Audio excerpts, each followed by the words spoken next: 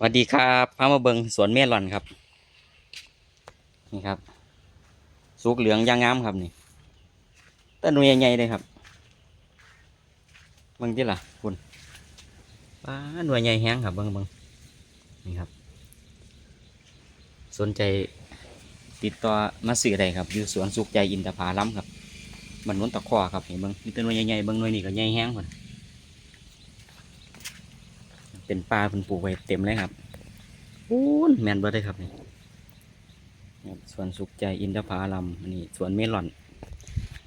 นี่ครับนี่พันธุ์นี่บ้านในสุกครับนี่ยังหน่วยน้อยๆอยู่ ละสายพันธุ์คนละสายพันธุ์ครับอันนี้อีกสายพันธุ์หนึ่งยังไรครับนี่สิเป็นสี สี เขีย เหลื ว อง ข้างในเป็นสีเขียวมื้อนี้สิเป็นสีเหลือง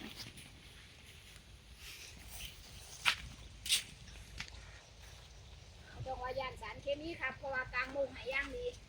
สุดยอด